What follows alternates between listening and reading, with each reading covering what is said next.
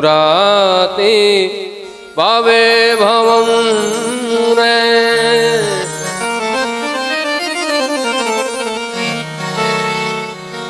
दास्या सुकस्या चन वेदवाणी। पूर्व जन्म में कोई ब्राह्मण पुत्र नहीं था, एक दासी का बेटा। एक बार संतों का आगमन हुआ, संतों ने भजन कीर्तन किया, मैं भी बैठ करके भजन कीर्तन किया उनके साथ। मुझे ऐसा लगा कि मुझे संत महाराज के साथ जाना चाहिए। मैंने कहा बाबा मैं तो चलूंगा। बाबा बोले बेटा आप अपनी मां से पूछ करके आओ, क्योंकि मां प्रथम गुरु होती है। आप किसी देवता की पूजा मत करो, कोई फर्क नहीं पड़ता, किसी मंदिर में मत जाओ, फर्क नहीं पड़ता, लेकिन यदि अपने मां का आपने अपमान किया है तो फर्क पड़ता। सबसे बड़ा कोई देवता, कोई गुरु, कोई भगवान यदि आपके जीवन में है तो आपकी मां है।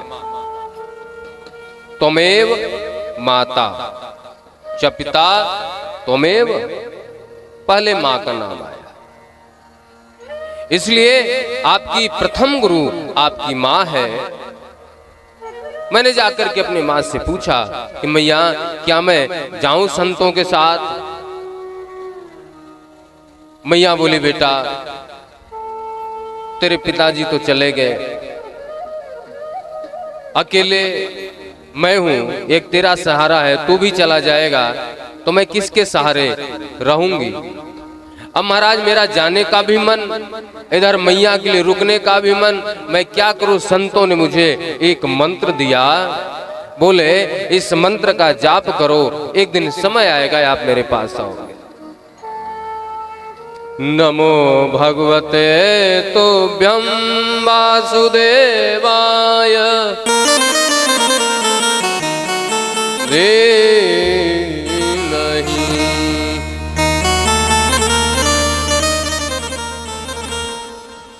भगवान वासुदेव का भजन करो। महाराज संत महाराज लोग चले गए।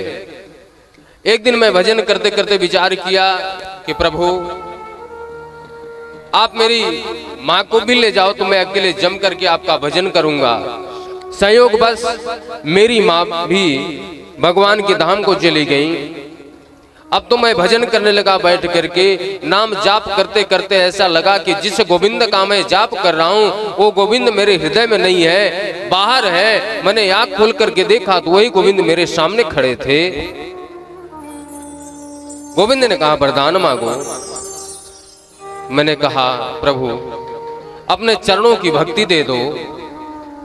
गोविंद ने कहा कि बेटा भक्ति तो आपको पहले ही मिल चुकी है, रही बात मेरे पास आने की तो आप मेरे पास ही आओगे।